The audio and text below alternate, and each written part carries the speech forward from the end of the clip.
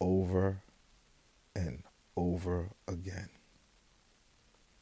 And before the season, I told everyone I could who was willing to listen on Twitter that this was what was going to happen, because this is an irresponsibly constructed team that does not pay attention to what is happening in the league. Today I had a little back and forth with Billy Reinhart. Good, intrepid reporter. He covers the Nets for Nets Daily. Um, it,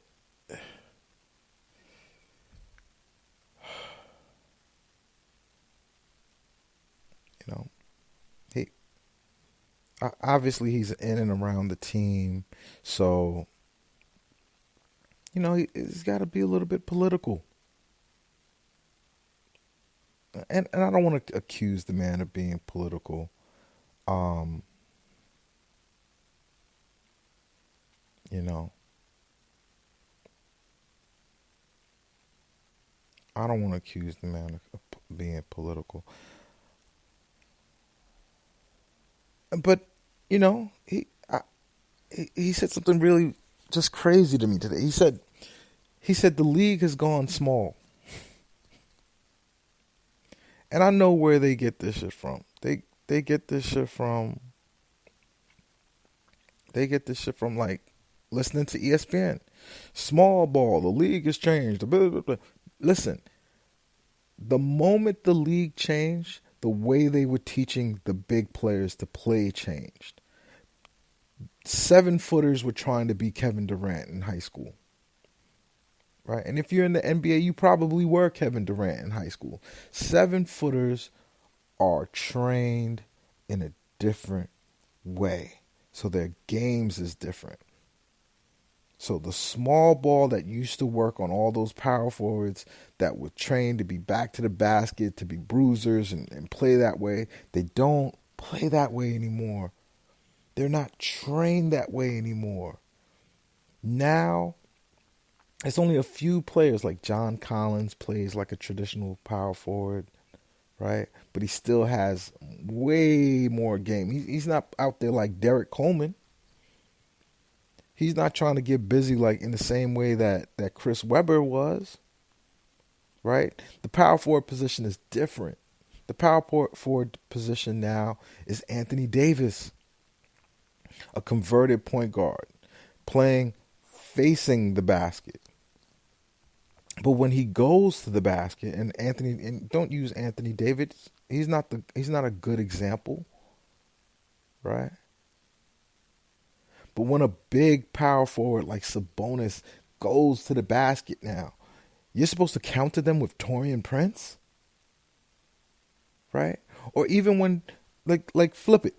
Let's look at it on offense. When Dinwiddie has the ball and he drives into the lane, and he's damn near unstoppable at moments, right?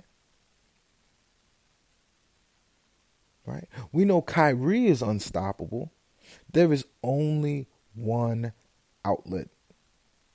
Throw a lob, and that's it.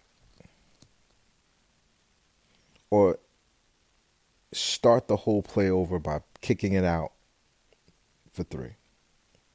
And if the 3 isn't there, that player has to dribble drive into no man's land.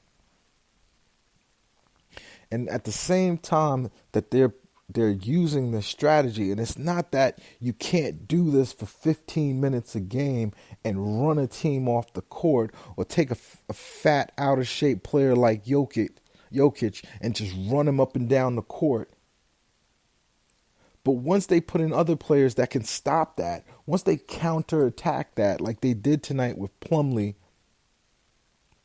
and Millsap, where do you go? How do you punish them for selling out to stop your 3-point, your pace and space strategy? How do you go, okay, you want to do that? Now I'm going to do this. Nets fans, it is a problem.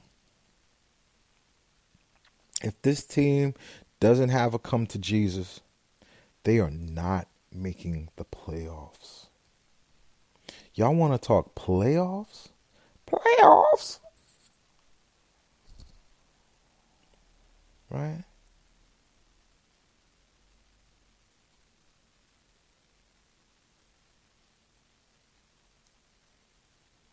Right?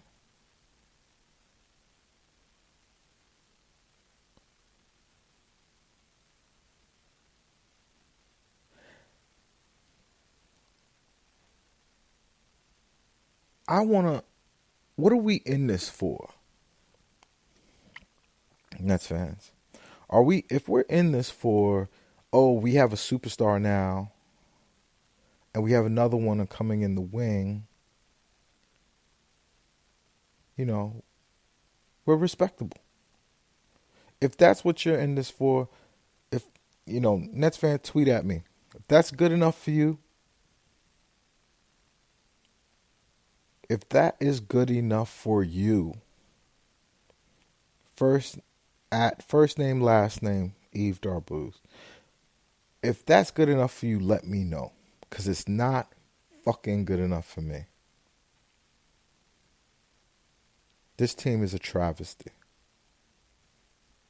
This is the easy part of the Nets schedule. Long road trip, but this is the easy part of the Nets schedule. They're about to see big team after big team after big team.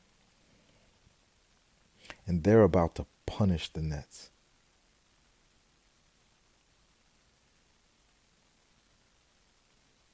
Nets fan, do you guys think y'all could beat the Knicks? I saw a Knicks team tonight against Dallas play their heart out, play for pride, play to send a message to a player that wanted to leave them. I mean, their lineups are retarded. Excuse me, I have to train myself to get that word out of my vocabulary. Their lineups are stupid. They had a lineup at one point where it was Portis, Morris, and Taj Gibson and Randall at the same time. And I didn't even understand how that was possible. I think they had R.J. Barrett running point. That's horrific basketball. But they'll beat the Nets.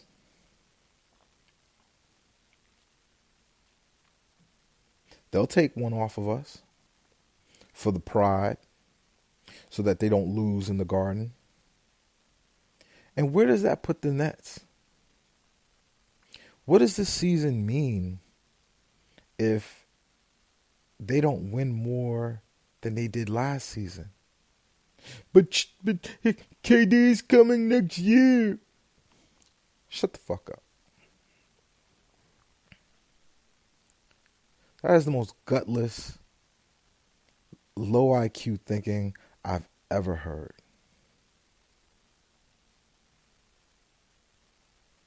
This is like, I don't know if I'm more ashamed of the team or if I'm more ashamed of the fans that I share the team with.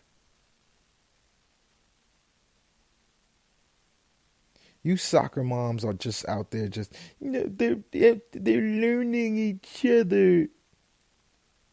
Shut the fuck up. Not in a mean way. I don't say that with contempt. I say that as a suggestion. Because if you are in this thing and you're not better with Kyrie than you were last year,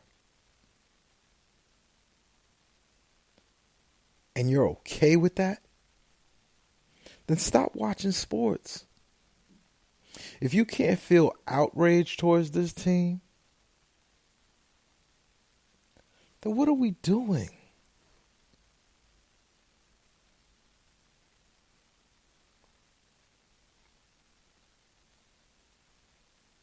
We're about to go into the Iman Shumpert era of the Brooklyn Nets.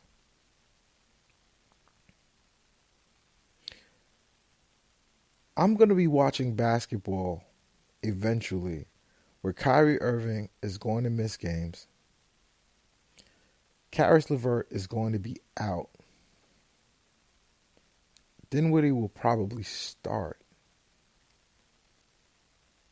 Theo Pinson is going to get tick. And I'm going to see a lot of Iman Shumpert with David Nwaba and Garrett Temple.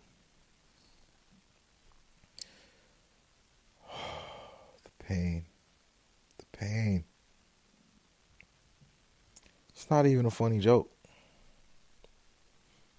We're going to keep doing this. This is who we are. And I would be so happy to be wrong. So happy to be wrong. But the Nets are trash. They may very well not make it to the playoffs this year. Right? I would not play Kevin Durant this year. I definitely would not play Kevin Durant at power forward. I'm sad, Nets fans. I have no solutions because none of the real solutions can be done now.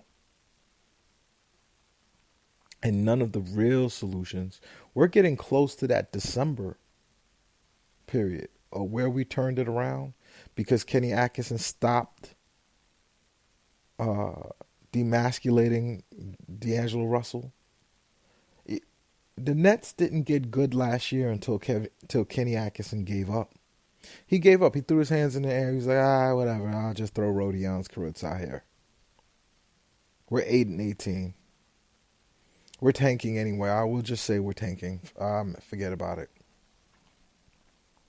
Whatever. We'll just, let's see if we could get D'Angelo Russell's trade value up. And guess what? When he stopped doing his nonsense, when he stopped doing what he wanted to do, playing Jared Dudley at the 4, right? Running Rondé out there. When he put Jared Dudley on the bench, Rondé, I don't remember what was going on with Rondé. He was hurt or coming back from being hurt or whatever. And when he put Rodions out there, which I was saying last year from the beginning of the season, put Rodions out there because it does nothing to put these decrepit players and giving them minutes. If you're a team that's trying to figure it out, because these players have no upside. They're not getting better. They're not going to make your team better. And he's doing it this year again. So the best chance that we have is that he gives up, that he quits. He goes, But the difference between this year and last year is we have Kyrie Irving. And I'm waiting for him to just flip out because he looks bad. The Celtics are 9-1. I don't think that has anything to do with Kyrie. Well, I'm lying. It has everything to do with Kyrie. It does. That's just the reality. You have a superstar on your team, you tiptoe around them. You defer to them. He's not really your buddy. He's bigger than life. Right? And these young players are scared to mess up around him. The only person that's not scared is Spencer Dinwiddie. You just look at that man's face. He doesn't care. He's going to try to kill no matter who's on the court. And I give Spencer a lot of credit for that.